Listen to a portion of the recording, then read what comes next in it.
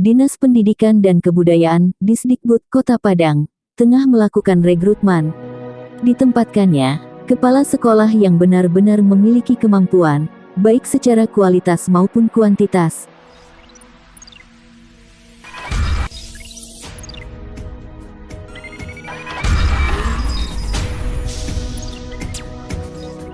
Pemko Padang saat ini mengalami kekurangan kepala sekolah.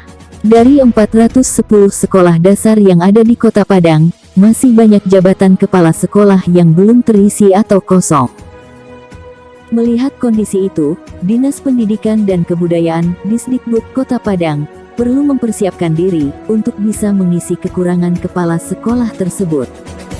Dan saat ini, Dinas Pendidikan dan Kebudayaan, Disdikbud Kota Padang, tengah melakukan rekrutmen guna mengisi kekosongan kepala sekolah tersebut. Ditempatkannya, kepala sekolah yang benar-benar memiliki kemampuan, baik secara kualitas maupun kuantitas, guna meningkatkan mutu pendidikan di Kota Padang. Di bidang penjaminan mutu, atau lebih tepatnya perencanaan dan penjaminan mutu pendidikan, itu ada kegiatan kita, itu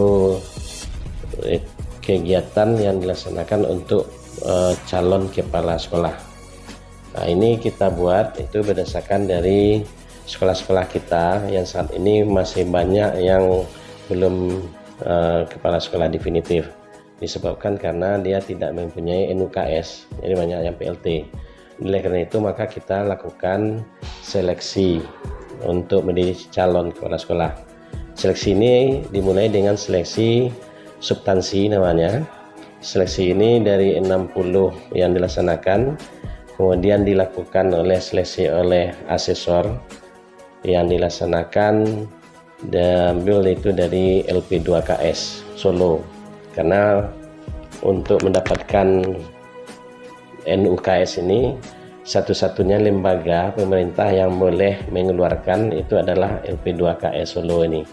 Nah, kita kerjasama, maka dilakukan seleksi. Dari 60 yang kita laksanakan seleksi itu lulus, itu seleksinya itu 33 orang. Kemudian yang 33 orang ini kita laksanakan, itu dilanjutkan itu dalam bentuk seleksi OJT, on the job training. Itu dilaksanakan di untuk 33 ini, dan terbagi untuk meningkatkan kualitasnya, maka dia dibagi 2 kelas, ada yang 16, ada yang 17 satu kelas.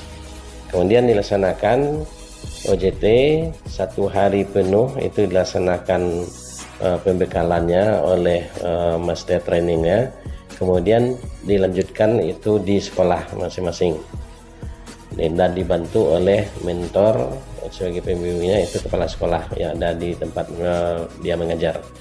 Kemudian selesai itu dilakukan in service training, itu kita laksanakan di hotel dalam rangka menjamin kualitas juga, karena satu kegiatan IST ini itu sebanyak 50 jam, maka supaya lebih konsentrasi kita laksanakan 50 jam ini.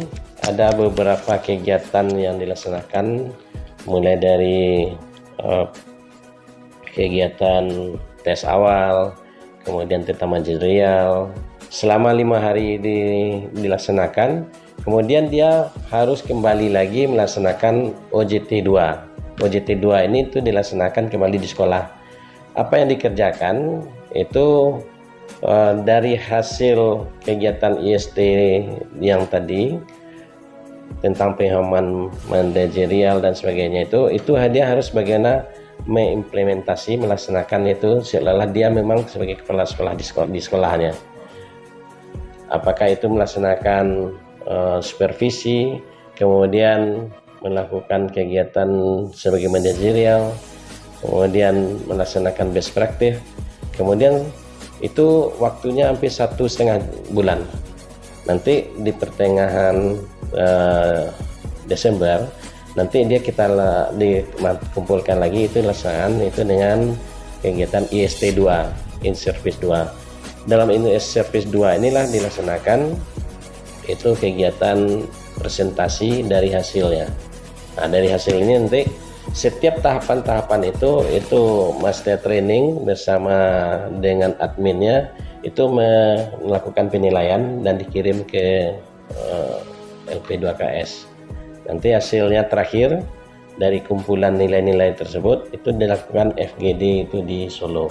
Nah, inilah mudah-mudahan dari jumlah peserta kita yang mengikuti diklat ini, kalau lulus semuanya, tentu ini menjadi kebanggaan kita juga Dinas Pendidikan, karena ada stok kita untuk kepala sekolah TK SD.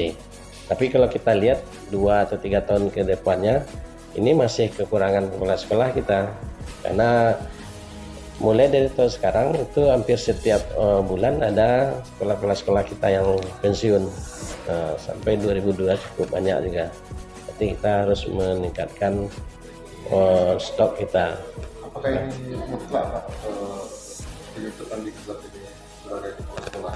Ya. Bisa dilakukan berdampak. Ya, ini memang untuk menjadi kepala sekolah itu dia harus memiliki yang tadinya sertifikat NUKS. Karena kalau dia tidak memiliki sertifikat NUKS, maka dia tidak berhak untuk menerbitkan rapor, mendatangkan ijazah, kemudian mengelola dana BOS, kemudian termasuk dia tidak bisa menerima tunjangan sebagai kepala sekolah. Maka mutlak dia.